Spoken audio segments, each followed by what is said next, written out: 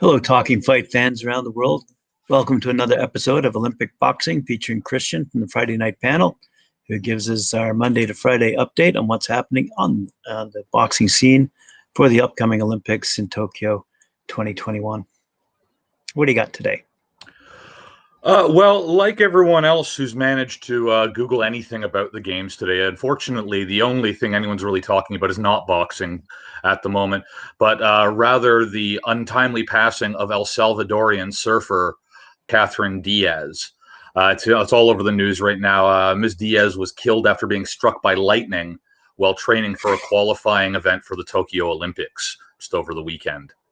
So the 22-year-old was struck just after entering the water on Friday at El Tunco Beach, about 10 miles or 16 kilometers south of the capital, San Salvador. That's as it was reported by local media. Diaz had been preparing for the ISA World Surfing Games, which are due to be held from May 29th to the 6th at La Bocana and El Sonzal beaches in El Salvador. Now, for this tournament, the top 7 women at that event who have not already qualified for the Olympics are going to earn a spot at the delayed Tokyo Games, where surfing is going to be featured for the very first time as a medal sport. So, thoughts and prayers for the Diaz family, and like everyone else, that's the big story out of the Olympics today is the unfortunate passing of an athlete in her prime who we would have been seeing at this upcoming Olympic Games. Well, what a way to go. Out of curiosity, with the Buenos Aires qualifiers coming up in May, have you been hearing anything from any of the national teams that are preparing for that qualifying tournament?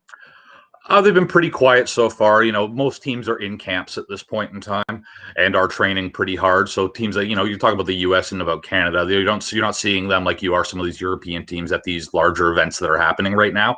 But they're in training camp and they're working toward with those qualifiers as the immediate goal because they're coming up sooner than you think. It's just a couple of weeks off, and I'm really looking forward to that because then we're going to start to see a more clearer picture of what our Olympics are going to look like after we see the rescheduled European qualifier in Paris as well as the Argentina Americas qualifier.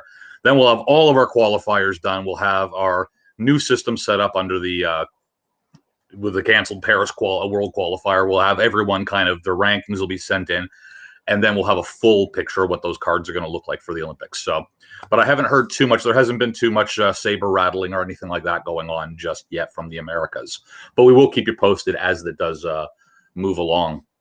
But moving back a little bit into the world of actual boxing itself then, although not specifically Olympic champion Istvan Kovacs, who we've talked about, I believe, on the Friday night panel with, he's one of the greats out of Hungary, and we talked to him with Andrew Toth on our Friday night panel a few weeks back, although I believe at the time he did pronounce it Istvan Kovac. I apologize to any Hungarians watching this, and have a go at me in the comment section. We're going to stick with the English pronunciation for now, just for ease of me. But Olympic champion Istvan Kovac has been appointed as the Secretary General of the International Boxing Association. So that's the AIBA. The Hungarian, who won bantamweight gold at the Atlanta 1996 Olympics, was approved to assume the role by AIBA Board of Directors just yesterday. So Kovacs is going to take up the position this week and is poised to play a pivotal role in the embattled organization's attempt to be reinstated as the Olympic governing body for boxing. All of our news today actually comes to us from InsideTheGames.biz if you're looking to find more on this story here.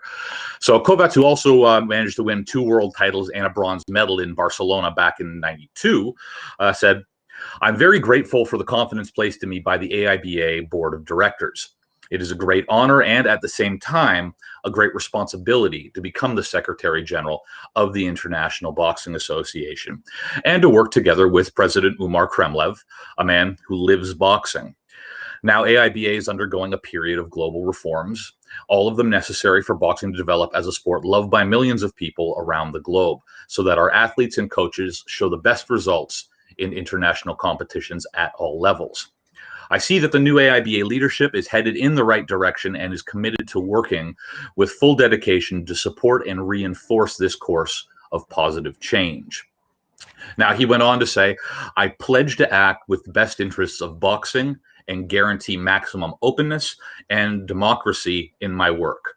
I'm sure that together we will be able to carry out all necessary reforms to bring the AIBA to a fundamentally new level." All good news out of there.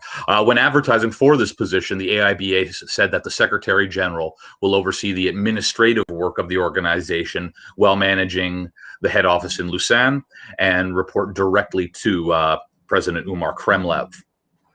So this nobody served as this role since Tom Vergretz was removed as executive director, which was a similar position, in August of 2019 after a vote by the executive committee, which has since rebranded itself as the board of directors.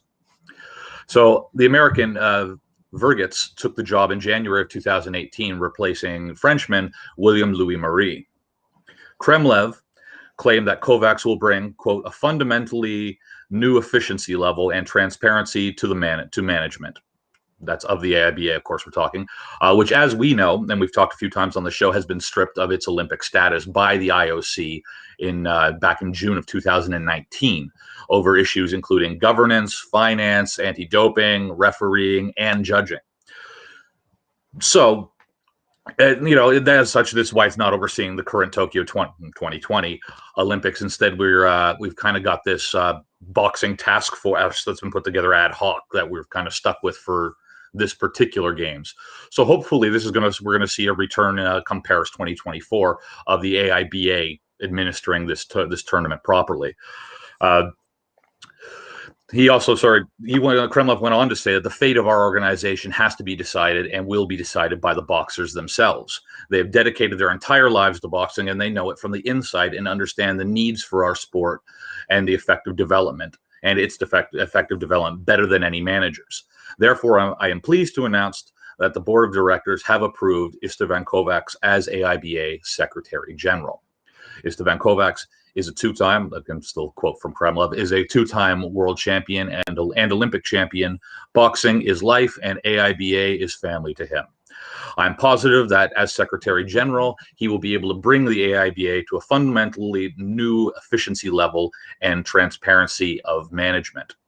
So Kremlev himself was the former secretary of the Russian Boxing Federation, and as part of the sweeping reforms that we've been seeing with the AIBA, was appointed as the president of the AIBA just this past December.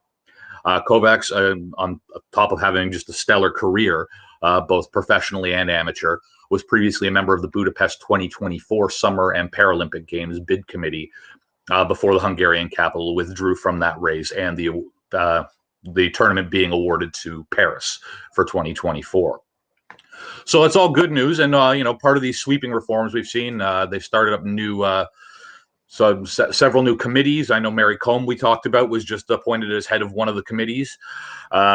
So we're seeing big things happening with the AIBA, and I think there's a good chance that we're going to see them reinstated, and we'll see them putting together not only the Paris 2024 games, but also the qualifiers leading up to those games. They've been demonstrating over the last little while, better than most, that it is capable. You're capable of holding, international boxing tournaments and things like that, even with our current health restrictions and that are still successful, where we still are able to take into account the safety, above all else, the safety of athletes and their corner, the athlete's corner and their support staff.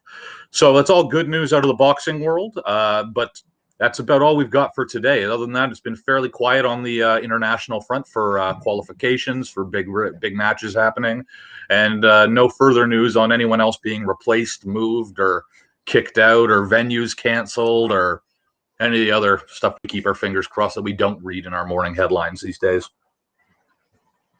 Yeah, Andrew Toss spoke very highly of Mr. Kovacs. Or Kovacs, Coco. I should have just gone with Coco. That was his nickname. Yeah. Coco I can pronounce. But most of our viewers will know him as Coco. Yeah. Andrew spoke highly of him and spoke how passionate he was about the sport. So combining a level of integrity, I think obviously he'd be the right man for the job, or right person for the job. And I look forward to his resolve and see what happens.